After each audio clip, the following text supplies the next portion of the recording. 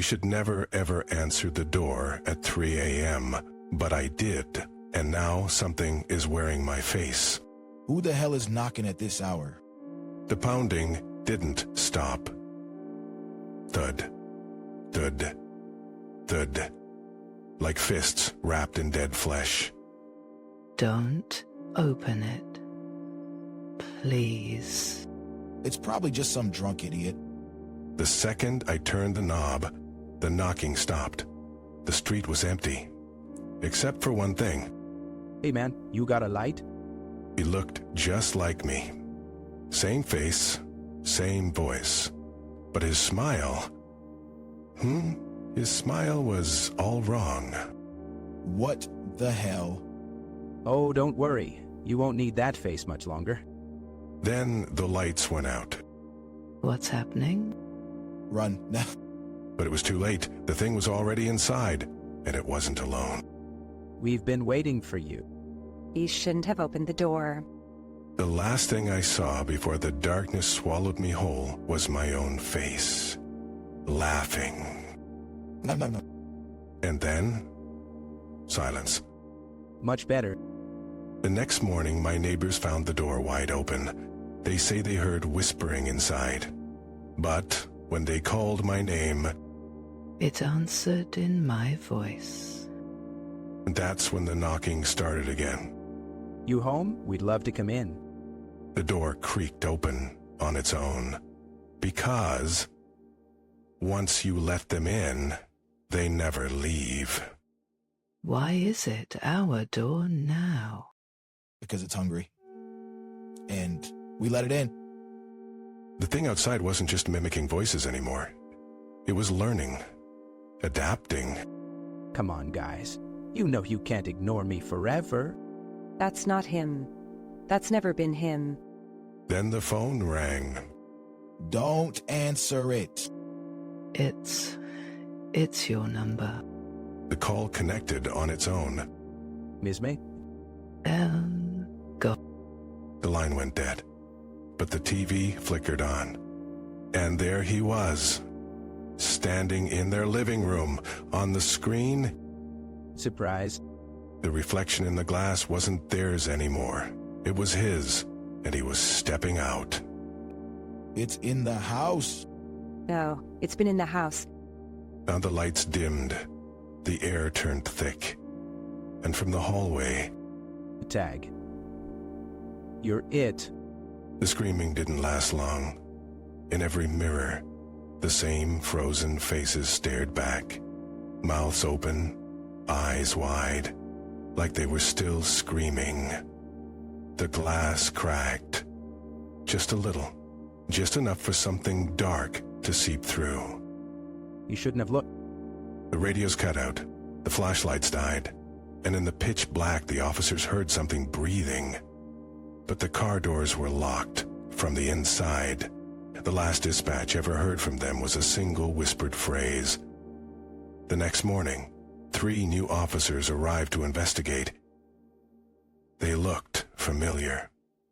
And when they smiled, their teeth were just a little too sharp. A lie. The scratching started that night. Inside the walls. Beneath the bed. Aye. By dawn, the town was quiet. Too quiet. I wasn't supposed to open the door, but when you hear a voice that sounds exactly like your dead brother begging to be let in, what would you do? Please. It's so cold out here. Just let me in. The voice was perfect. The way he dragged out the word. Cold. Just like my brother used to. But my brother died 6 months ago.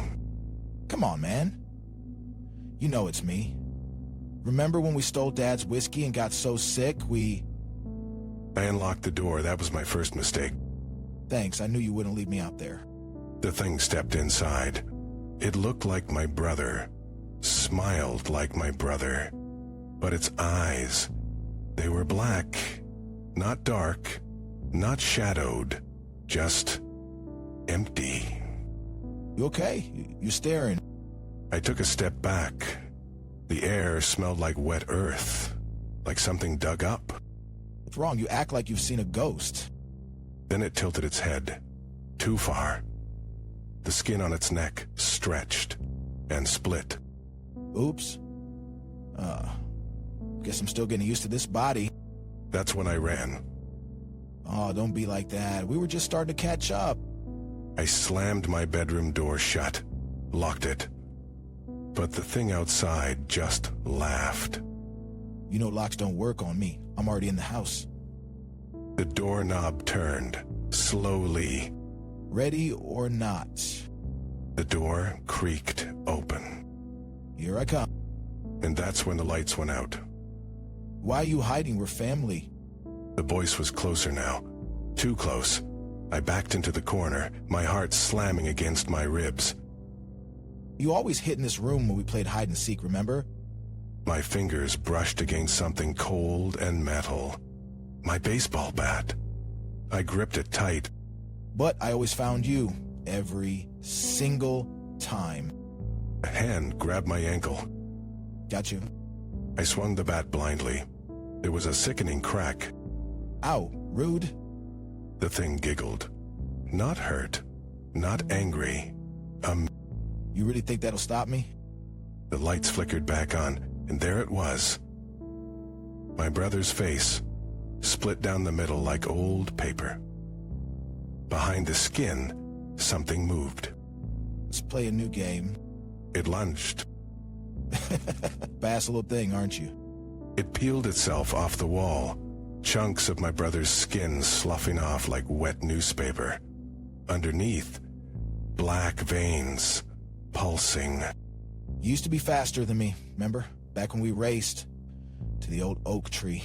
I bolted for the window. Second floor. Broken legs would hurt less than whatever this thing wanted. Oh, no you don't. A hand closed around my wrist. Cold. Too strong. It yanked me backward. We're not done catching up. My back hit the floor.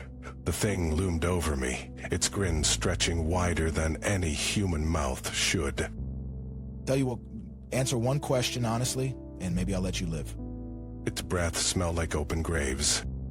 When Mom died, did you really think it was an accident? My blood turned to ice. Cat got you tongue?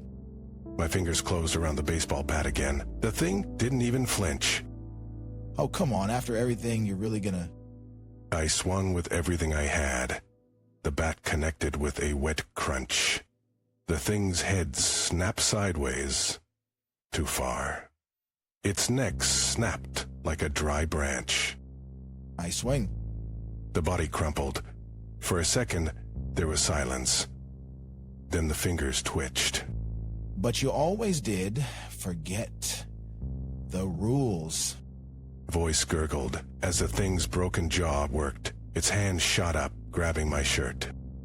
Hide and seek never ends until I say, The lights went out again. This time, they didn't come back on. ready or not. The last thing I felt was its breath on my neck. You are staying.